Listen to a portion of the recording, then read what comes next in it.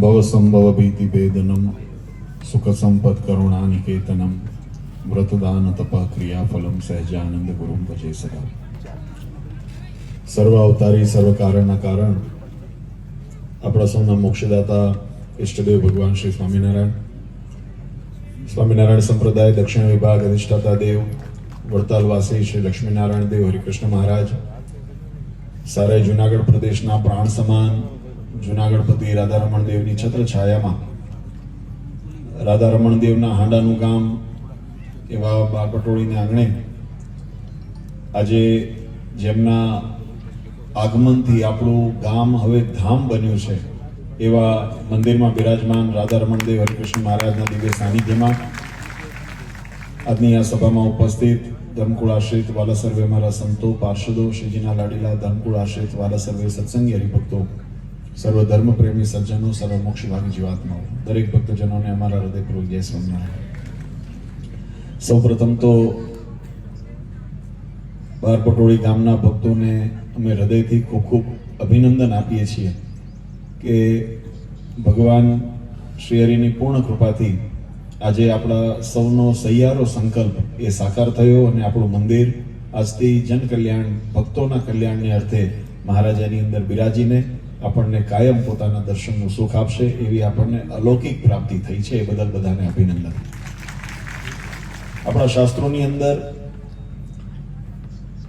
દરેક કોઈ પણ વસ્તુ પદાર્થ આપણને આ સંસારમાં પ્રાપ્ત થયું હોય એની કિંમત અને એની સાર્થકતા, એની સફળતા કોણે કહેવાય એના માપદંડો આપણને સમજાવ્યા છે. ભગવાન સ્વામિનારાયણે પણ વચનામૃત આદિ ગ્રંથની અંદર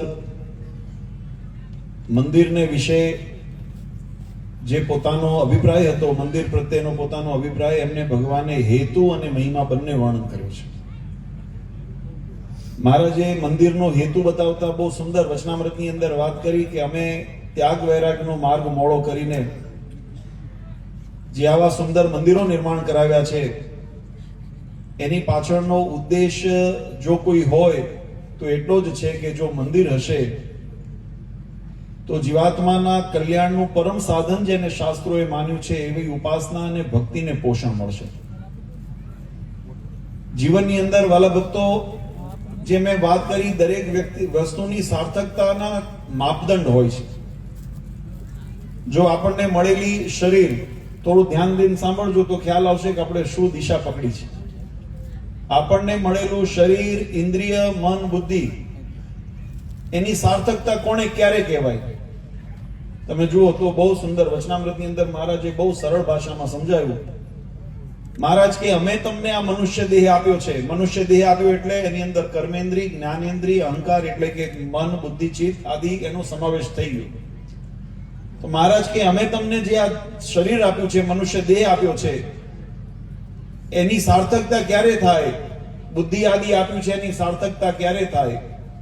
તો મહારાજ કે જીવાત્મા આના માધ્યમે કરીને પોતાના કલ્યાણનું સાધન કરે તો મનુષ્ય દેહ આપણો સાર્થક અને સફળ કહેવાય. વચનામૃતની અંદર મહારાજે બહુ સ્પષ્ટ લખ્યું. મહારાજ કે અમે તમને માત્ર સંસારના ચાળા ચૂંથવા માટે આ શરીર નથી આપ્યું.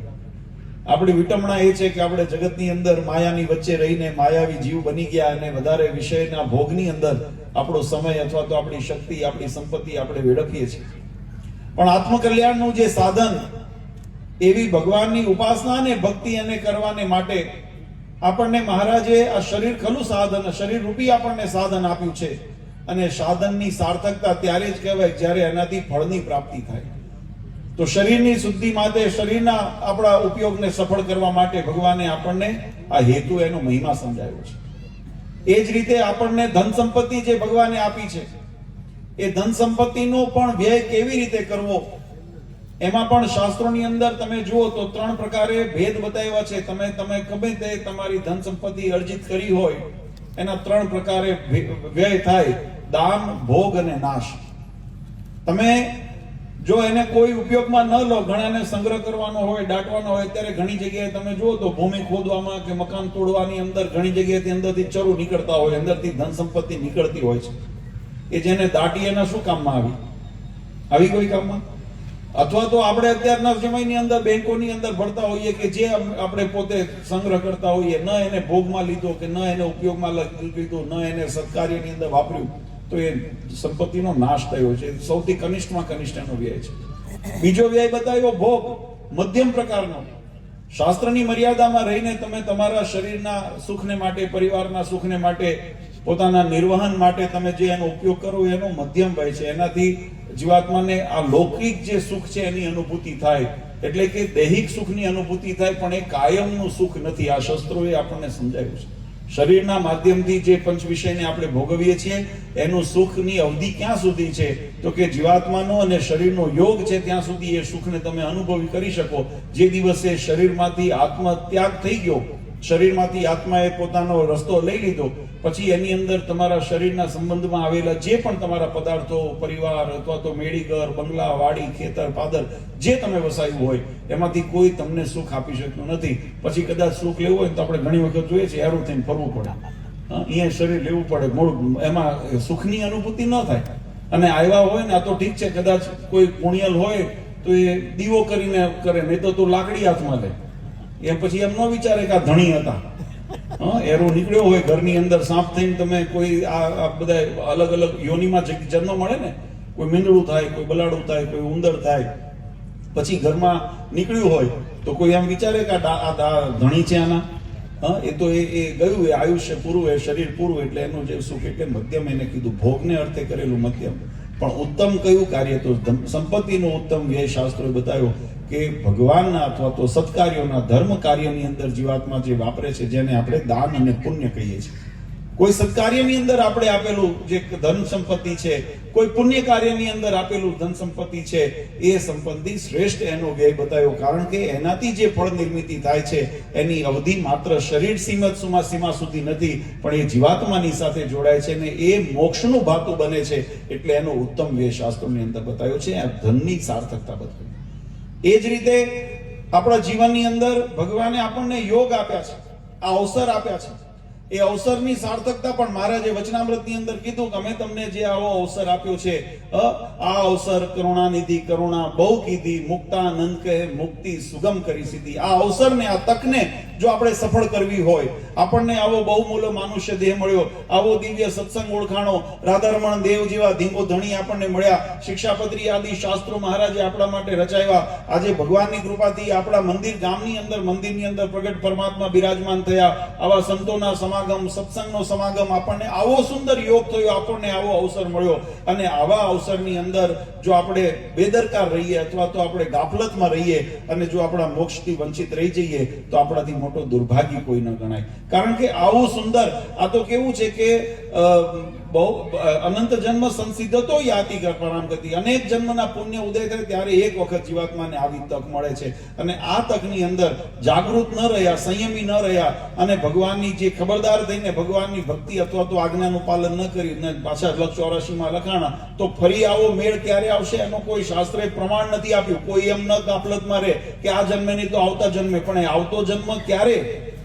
એક જન્મ, બે જન્મ, 5 જન્મ, અનેક જન્મ. મહારાજે છેલ્લે શબ્દ વચનામૃતમાં લાગ્યો અનેક જન્મે કરીને. એટલે કોઈ એવું ન વિચારો કે આજે નહીં કાલે છૂટા થઈ જશું. એ અનંત જન્મ જન્માંતર સુધી જીવનની અંદર એ 84માં ભટકવું પડશે, કાળ કર્મના ત્રિવિધ તાપની અંદર જીવાત્માને દુઃખી થવું પડશે. અને ત્યારે પણ મહારાજ કે અમે કીધું એ પ્રમાણે જો તમે કરશો ને તો તમને ધામમાં તેડી જશો, નહીતર તમને ધામમાં તેડવાના નથી. આ મહારાજનો સ્પષ્ટ. એટલે અવસરને સફળ કરવાનો પણ જો આપણને અવસર મળ્યો હોય તો મહારાજે આ કરુણા કરીને આપણને આવો અવસર મળ્યો છે. આજે આપણા સૌની ઘણાને આ બસ ટૂંકી વાત કરવી છે. આ બધાને મંદિર મળ્યું. એ મંદિર આપણા માટે મહારાજે કીધું ભગવાનની પ્રાપ્તિથી મોટી આ સંસારમાં, સૃષ્ટિમાં કોઈ બીજી પ્રાપ્તિ નથી. જેને ભગવાન મળ્યા ને એને સર્વસ્વ મળ્યું. પણ એ ભગવાનને રાખવાની રીત પણ શાસ્ત્રમાં બતાવી છે. કારણ કે ઘણા તર્ક બુદ્ધિવાળા હોય એ કેવું કે ભાઈ ભગવાન તો ભજી લેવા પછી ગમે તેમ ભજાય, ગમે તેમ ન ભજાય. વાલા ભક્તો, આ સ્પષ્ટ શાસ્ત્રનો મત છે. મહારાજ સ્વયં ભગવાન સ્વામિનારાયણ એમ કીધું છે. કોઈ એમ કે હા ભાવે કભાવે એવું શાસ્ત્રમાં મહારાજે ઘણી જગ્યાએ અહોભાવ બતાવ્યો છે કે કોઈ મને કમને ભગવાનનું નામ લે. પણ એ મને કમને નામ લે એની પાછળના સિદ્ધાંતો છે, એની પાછળના કારણો છે, એની પાછળના દ્રષ્ટાંતો છે, એની પાછળની કથાઓ છે. કે કભ આવે એટલે દ્વેષ ભાવથી, જેમ જય વિજયને જ્યારે શ્રાપ થયો ભાગવતજીની અંદર કથા આવે છે, અને એને પછી 3 જન્મે કીધું કે તમે ભક્તિ ભાવે ભગવાનને ભજશો તો 7 જન્મે મોક્ષ કરશું, અને અસુર ભાવે ભજશો તો 3 જન્મે.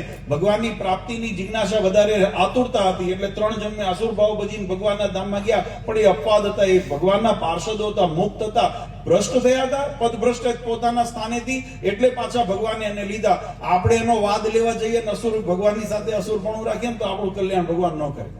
એની પાછળનો ઇતિહાસ જુદો છે, એટલે એનો એવો વાદ ન લેવો. આપણે કેવો વાદ લેવો? તો મહારાજે શિક્ષાપત્રીની અંદર આજ્ઞા આપી કે અમે બાંધેલી મર્યાદામાં રહીને ભગવાન. ઘણા એમ કહે ભગવાનનું ભજન તો ગમે તે રીતે થાય, તો પછી શિક્ષાપત્રી લખવાની જ હેતુ જરૂર ન રહી ને. તો શા માટે મહારાજે લખ્યું નાવું, ધોવું, ગાળવું, ચાળવું બધું કરવું? ગમે તેમ ભગવાન ભજાતા હોય તો ગમે તેવું અભક્ષ ભાવ આપણે જમવું હોય તો એક સિદ્ધાંત પ્રમાણે કેમ રાંધીએ છીએ? કાચે કાચું ખેતરમાંથી ઘઉં ઉગ્યા હોય કે ચોખા ડાંગર થઈ હોય તો અહીંયા સીધા જાનવરો જેમ કરે છે એમ નથી કરતા? કરાય? ન કરાય. એના માટે વિધાન છે. હા, જે ફળ છે અથવા એવા જે વસ્તુ હોય કે જેને તમે સીધા ગ્રાહ્ય કરી શકો એ તમે જમો. અનાજ હોય એને રાંધવું પડે, ગાળવું પડે, ચોખ્ખું કરવું પડે. તો એ જેમ બધા નિયમ છે એમ તો એક સુપાચ્ય થાય, નહીં તો સુપચે નહીં. કાચું ખાધું હોય ને પછી એમ થાય કે કાચું અમથું ખવાઈ ગયું તો પેટમાં પછી અજીર્ણ થાય, પછી વમન થાય, કાં તો એનો જે પણ એનો નિકાલ થતો હોય, પણ એ સુખ ના આપે, ગુણ ન કરે. એમ શાસ્ત્રની અંદર પણ ભક્તિનો માર્ગ ભગવાન સ્વામિનારાયણે આપણને બતાવ્યો. મહારાજ કીધું ભગવાન ભજવાથી જીવાત્માનું કલ્યાણ થાય, પણ ભજવાની રીત પણ બતાવી. કઈ રીત બતાવી? તો મહારાજ કે અમે બાંધેલી મર્યાદાની અંદર રહીને અમારી આજ્ઞાનું પાલન કરતા તમે જો ભજન કરશો ને તો મહારાજ કે તમને અમારા ધામમાં તેડી જશો. અમારી બાંધેલી શિક્ષાપત્રીની આજ્ઞાની અંદર રહીને તમે જો ભજન કરશો તો અમે તમારું કલ્યાણ કરશું. એનેથી જો બહાર વર્ત્યા તો મહારાજ કે આલોક અને પરલોકમાં અતિ દુઃખને પામશો, અતિ કષ્ટને પામશો. એટલે આ જે સત્સંગની રીત છે વાલા ભક્તો, એને જીવનમાં દ્રઢ કરીને રાખજો. અને મંદિર જે આપણને પ્રાપ્ત થયું છે, સંતોએ દાખલો કર્યો, હરિભક્તોએ દાખલો કર્યો, દાતાઓએ સેવા કરી, તમે બધાએ પણ આજે યજ્ઞ આદિ શોભાયાત્રાની અંદર ખૂબ બધાએ મન મૂકીને તમે તમારો ઉત્સાહ વ્યક્ત કર્યો, અને અમને પણ બહુ આનંદ થયો. આમ તો અવારનવાર બારપટોળી વિસ્તારની અંદર, આ તમારા રાજુલા પંથકની અંદર જ્યારે જ્યારે આવવાનું થાય અમે કહીએ છીએ કે અમને આ વિસ્તાર વધારે એટલા માટે વાલો છે કે અહીંયા એક તો ભોળા સત્સંગીઓ છે. જેમ જેમ ગોપિકાઓનો નિશ્ચલ પ્રેમ હતો ભગવાન પ્રત્યે, ભગવાન કૃષ્ણ પ્રત્યે ગોપિકાઓને કોઈ સ્વાર્થ ભાવ નહોતો. પોતાની કદાચ સમજણ શક્તિ, બુદ્ધિ શક્તિ અથવા વ્યવહાર રીતિની અંદર ફેર પડતો હોય, પણ ભગવાન પ્રત્યેના ભાવની અંદર જરાય પણ ઉણપ નહોતી. એમ અમારો આ રાજુલા પંથકનો જે સત્સંગ, એમાં વિશેષ આયર હોય, પાટીદાર હોય કે અન્ય કોઈ જ્ઞાતિના સંતો, પણ આ ભવાનો પ્રભાવ એવો છે ને કે અહીંયા આગળ બધાને નિર્મળ પ્રેમ છે હરિભક્ત હરિકૃષ્ણ મહારાજ પ્રત્યે, ભગવાન પ્રત્યેનો. અને એવા અમે જ્યારે જ્યારે આવતા હોઈએ ત્યારે અનુભવ થતા હોઈએ, અને એવા જ્યારે અનુભવ થતા હોય, અને એમાં આજે જ્યારે મંદિરની પ્રતિષ્ઠાનો મહોત્સવ જ્યારે બધા ભક્તોએ ઉજવ્યો, ગઈકાલે અમે રાતે ઉતારે પહોંચ્યા ને તો મેં કીધું આ ગાડી ક્યાં રસ્તે હાલે છે ને મને તો દેખાતું જ નહોતું. એક તો પેલા પ્રકાશ સામે પડતો હતો ને ચારે બાજુ અંધારું ને બધા. મેં કીધું આ વાડમાં લઈ ગયા, કઈ ઝાડામાં લઈ ગયા, ઘડીકમાં હેઠે ઉતારી, ઘડીકમાં ઉપર ચડાવે. મેં કીધું આ ક્યાં રસ્તે ગાડી હાલે છે, પણ હાલી પહોંચાડી બધા. એ તમારો ઉત્સાહ હતો. એટલે ખરેખર બધા ભાવ તો તમારો વ્યક્ત કર્યો, પણ સવારે મેં મંદિરની અંદર ટકોર કરી કે હવેથી આપણે એમ ન માનશો કે આજે પ્રસંગ પૂરો થઈ જશે એટલે આપણું કાર્ય પૂરું. હવે આપણી જવાબદારી શરૂ થાય છે. આપણે બહુ આગ્રહ કરીને, વિનંતી કરીને, આજીજી કરીને અનંત કોટી બ્રહ્માંડના અધિપતિને આપણા મંદિરની અંદર બોલાવ્યા છે, પધરાવ્યા છે. હવે ભગવાનને આપણે લાડ લડાવવાના છે. તમે જેવા ભગવાનને લાડ લડાવશો ને, ભગવાન સ્વામિનારાયણની સાક્ષી કહું છું, મહારાજ એનાથી અનંત ગણું તમને આપશે. તમે જે ભગવાનને, આ ભગવાનનો એવો સ્વભાવ છે કે તમે ભગવાનને અર્થે તમે એક ડગલું હાલો, ભગવાન તમારા માટે હાથ ડગલા આગળ હાલે. એ ભગવાનનો કરુણામય સ્વભાવ છે. પણ એટલે બધા ભક્તો ખૂબ મંદિરમાં જવાનો સવારે પણ ભલામણ કરી હતી ને અત્યારે પણ પુનઃ કરું છું. મંદિરની સાર્થકતા એ છે કે મંદિરમાં ભક્તોનો કલ્યાણનો માર્ગ વધારે બળવાન બને. આપણને ભક્તિ કરવાનો, ઉત્સવ કરવાનો અવસર મળે તો મંદિરનો આ કરેલો ખર્ચો સાર્થક થાય. આ યજ્ઞ વગેરેની અંદર, આ ઉત્સવની અંદર કરેલો ખર્ચો સાર્થક થાય. નહીં તો પછી એમ થાય કે આપણે દળી દળી પછી ચાણીમાં નાખો પછી કંઈ વધે નહીં એમાં. એટલે આપણી બધાની ખાસ જાગૃતતા રાખજો. જે ભક્તોને જવાબદારીઓ પૂજારી વગેરેની જે સોંપી છે વહીવટ વ્યવસ્થા માટેની જેની જવાબદારી, આ એક પ્રતિકરૂપ છે. પણ મંદિર આપણા બધાનું સહિયારું છે, એટલે બધા સંપીને સત્સંગનો ગામના સમસ્ત ભક્તો એકાગ્ર થઈને બધા એકરૂપ થઈને સત્સંગના વિકાસ માટે બધા કાર્યરત રહેજો એવી દરેકને ભલામણ કરીએ છીએ. આપણે ત્યાં નાના મોટા પ્રસંગ હોય, જો એવું બધાને મહારાજે લખ્યું કે રોજ સાયંકાળે મંદિર જવું, તો આપણે બધા કે જુનાગઢ રોજ ન જઈ શકીએ, પણ અહીંયા તમે જો દર્શન કરશો ને ભગવાનની આજ્ઞાનું પાલન કરશો ને તો જુનાગઢ રાધારમણ દેવના દર્શનનું તમને પુણ્ય મળશે. એમાં જરા અતિશયોક્તિ નથી, કારણ કે એ જ સ્વરૂપ અહીંયા આગળ મૂર્તિમંત અહીંયા રાધારમણ દેવ સ્વરૂપે બિરાજે છે. જેમ અક્ષરધામનું ને મહારાજ કીધું અમારા પધરાવેલા દેવોમાં રતિ માત્ર અંતર નથી, એ જ ભગવાનની આજ્ઞાથી જે અક્ષરધામમાં સ્વરૂપ છે એ જુનાગઢ રાધારમણ દેવ સ્વરૂપ છે, અને એ જુનાગઢ રાધારમણ દેવ આપણા મંદિરની અંદર બિરાજમાન મૂર્તિ સ્વરૂપ છે, એની અંદર જરાય અંતર નથી. એવો ભાવ રાખીને આપણે દર્શન કરશું. આપણે ત્યાં નાના મોટા પ્રસંગ હોય, વાર તહેવાર હોય તો ભગવાનને થાળ કરવો, ભગવાનની આ તો એક બહુ મોટી ભગવાનની, કારણ કે આ 12 મહિના હવે તમારે નોંધવા, આટલા ગામમાં હરિભક્તો હોય બધા નોંધી લેવા કે અમારી આજની તિથિ, અમારી આજની તિથિ, અમારા ઠાકોરજી ભૂખ્યા ન રહે, બરાબર. અને એવું નથી મેં કીધું એમ કે આપણે ભૂખ્યા રાખીએ તો ભગવાન જમે, એવું નથી. ભગવાનને તો અનંત ભક્તો મળતા હોય, પણ આપણું ભગવાન સ્વીકારે. સુદામાના મુઠ્ઠી તાંદુલ ખાધા તો એનું દારિદ્રતા ભાંગી, આપણે કથા સાંભળી છે. એમ આપણા પ્રારબ્ધનું ભગવાનને અર્થે થોડું ઘણું આપણે જો અર્પણ કરીએ તો ભગવાન આપણા દરેક પ્રકારે આપણા પ્રારબ્ધને સુધારે અને અંતે આપણા પોતાના ધામના અધિકારી બનાવે. એટલે આવું સુંદર આપણને અવસર મળ્યો છે. વધારે સમય નથી લેવો. બધા સંતોએ ખૂબ સુંદર મહેનત કરી. સતપ્રકાશ સ્વામી હોય, અમારે બંને ભક્તિ સ્વામી ઋષિ દર્શન ભગત, અમારા વડીલ સંતોમાં ભક્તિ સ્વામી, પ્રેમ સ્વામી, ગોવિંદ સ્વામી, બધા નામી અનામી બધા સંતો પાર્ષદો, અહીંયા જે હરિભક્તો યજમાનો, બધાના ખૂબ ખૂબ સેવાના તમને બધાને પણ લાભ મળ્યો. આવીને આવી કાયમ સેવા કરતા રહેજો, ભગવાનનું ભજન કરતા રહેજો, અને ઉપસ્થિત તમામ હરિભક્તોને ભગવાન ખૂબ સુખ્યા કરે એવી વડતાલવાસી લક્ષ્મીનારાયણ દેવ, જુનાગઢપતિ રાધારમણ દેવના ચરણારીમાં પ્રાર્થના કરી પરમ પૂજ્ય સનાતન ધર્મ ધુરંધર આચાર્ય શ્રી અજેન્દ્ર પ્રસાદજી મહારાજ, અશોક ગાદીવાળા પૂજ્ય માતુશ્રી અને અમારા સમસ્ત ધર્મકુળ પરિવાર વતી અમારા આશીર્વાદ આપી મારી વાણીને વિરામ સહેજાન સ્વામિનારાયણ.